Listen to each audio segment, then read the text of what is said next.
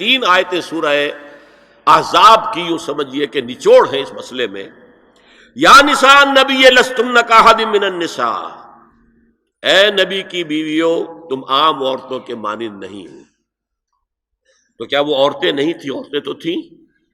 کیا ان کے احساسات عورتوں والے نہیں تھے؟ وہ تو تھے. کیا بات ہے، تم نبی کی بیویاں ہو، تمہیں اسوہ بننا ہے. ان اتقیتن فلا تخضعن بالقول، اگر تمہیں واقعی اللہ کا تقوی اور خوف ہے تو کسی اجنبی سے اگر بات کرنے کی ضرورت پیش آ جائے تو اپنی آواز میں لوچ مت پیدا کرو. فیطمع الذی فی قلبہ مرض، کہ جس شخص کے دل میں کوئی روگ ہے، گندگی ہے، وہ کوئی آس لگا بیٹھے کہ یہ جو مجھ سے گفتگو کر رہی ہیں، جس انداز میں کر رہی ہیں، جس لگاوٹ کے ساتھ کر رہی ہیں، تو کوئی نہ کوئی موقع ہے میرے لیے. انا للہ و انا الیہ راجعون. کرخت آواز میں بات کرو. وقلن قولا معروفا، اور معروف بات کہو صرف، اس سے آگے بڑھنے کی کوئی ضرورت نہیں. وقرن فی بیوتکن ولا تبرجن تبرج الجاہلیۃ الاولی، اور قرار پکڑو اپنے گھروں میں، وقار کے ساتھ رہو اپنے گھروں میں. تمہاری اصل جگہ گھر ہے، باہر نکلنا تمہارا کام نہیں ہے. ہاں ضرورت ہو سکتی ہے، اس کا بعد میں ذکر آ جائے گا، لیکن فلسفہ کیا ہے؟ عورت کی اصل جگہ اس کا گھر ہے. جو ڈیوٹیز کی تقسیم کر دی گئی ہے اللہ کی طرف سے، اس میں عورت کا اصل مقام اس کا گھر ہے. میں حدیث سنا چکا ہوں کہ جب گھر سے عورت نکلتی ہے تو شیطان تاکتا ہے اس کو، اور پھر ظاہر بات ہے کہ اس سے جو فتنے پیدا ہوتے ہیں وہ سب شیطان کے ذریعے سے ہوتے ہیں. وَلَا تَبَرَّجْنَ تَبَرُّجَ الْجَاهِلِيَّةِ الْأُولَىٰ، اور جو جاہلیت تھی، اسلام کے آنے سے پہلے کا جو دور تھا، اس میں جس طرح تم بند سمر کر اور لوگوں کی نگاہوں میں آنے کے لیے نکلتی تھی، اب وہ طریقہ اختیار نہ کرو. دیکھیے یہ بھی ایک بڑا نفسیاتی نکتہ ہے.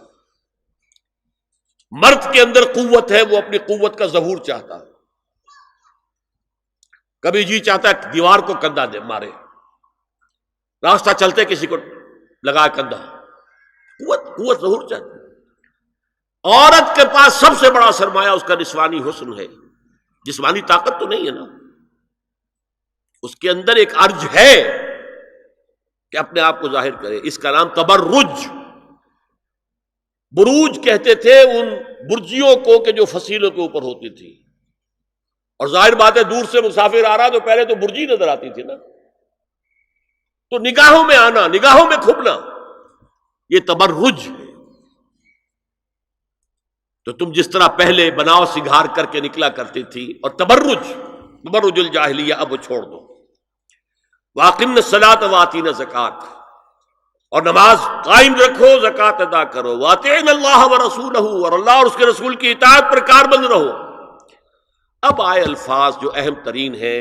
انما يريد الله ليذهب عنكم الرجس اهل البيت ويطهركم تطهيرا. اے نبی کے گھر والیو، اللہ یہ چاہتا ہے کہ تم سے ہر طرح کی برائی، ہر طرح کی ناپاکی کو دور کر دے اور تمہیں پاک کر دے. پاک کرنا کر، خوب خوب خوب خوب. تطہیرا، یطہرکم تطہیرا. کیوں؟ تمہیں نمونہ بننا ہے، تمہیں اسوہ بننا ہے. یہ الفاظ اصل میں آئے ہیں قرآن مجید میں ازواج مطہرات کے بارے میں. سارا جملہ چل رہا ہے یا نساء نبی سے.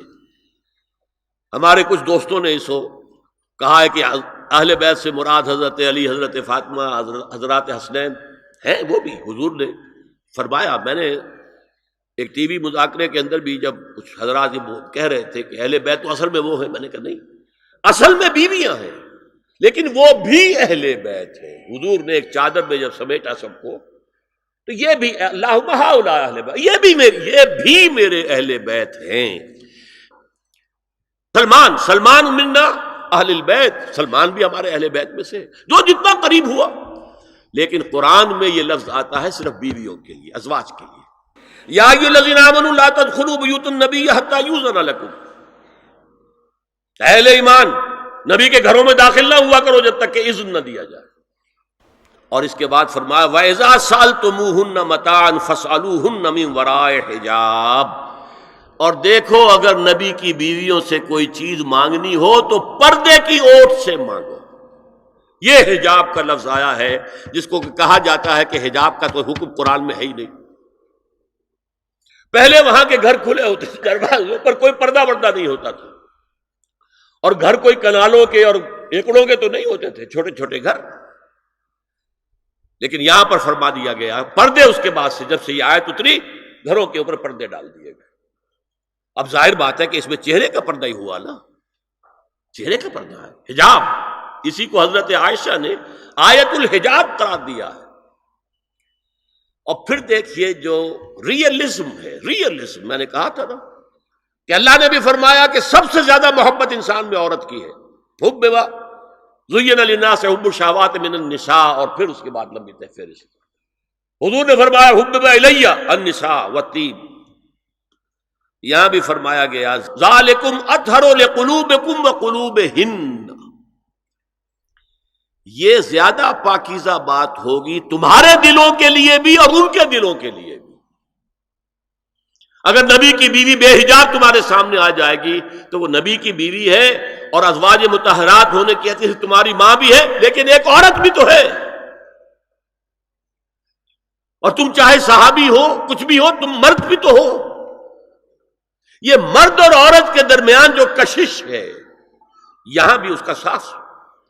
نبی کی بیویوں کو بھی یہ نہیں کہا کہ اس سے ماوراء ہے، معصوم تو کوئی نہیں نبی کے علاوہ. وہ تو اللہ کہہ رہا ہے ہم تمہیں پاک کر دینا چاہتے ہیں، پوری طرح پوری طرح پوری طرح پاک کر دینا چاہتے ہیں تاکہ تم تمام خواتین امت کے لیے اسوہ بن جاؤ. فرمایا یہ جو پردے کی اوٹ سے کوئی شے لینا دینا ہے، اس سے یہ تمہارے دلوں کے لیے بھی زیادہ پاکیزہ بات ہے اور ان کے دلوں کے لیے بھی. یہ ہے اللہ تعالی کا حکم سورہ احزاب کے اندر. اس کے بعد اسی سورہ احزاب میں اس سے جو مستثنا ہے گھروں میں اذن لیے بغیر بھی داخل ہو سکے، جن کے سامنے ازواج مطہرات اپنے کھلے چہرے کے ساتھ آ سکتی تھی، ان کی ایک فہرست دی گئی. یہ مختصر فہرست ہے.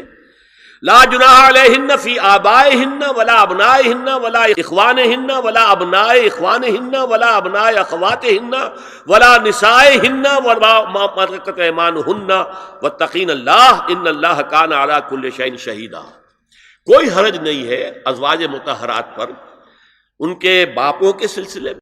ابو بکر آئے تو جائیں سیدھے حضرت عائشہ کے حجرے میں، کون روکے گا؟ اور بیٹوں کے اور ان کے بھائیوں کے اور ان کے بیٹوں کے بھائی بھتیجے اور ان کی بہنوں کے بیٹے یعنی بھانجے. ولا نسائہن، نسائہن اس کو میں چاہتا ہوں نوٹ کریں آپ، اپنی عورتیں، جان پہچان کی عورتیں، اجنبی عورتیں نہیں. اس پر مزید گفتگو ہوگی سورہ نور کے حوالے سے. ولا ما ملکت ایمانہن، اور جو ان کے ملک یمین ہیں. ان میں ایک رائے یہ ہے کہ مراد صرف باندیاں ہیں اور ایک مراد یہ ہے کہ اس میں مرد غلام بھی شامل ہیں. ایک رائے یہ ہے کہ مرد غلام جب تک کہ ابھی وہ بالغ نہ ہو، بچہ ہو. بہرحال یہ آراء ہے علیحدہ. اللہ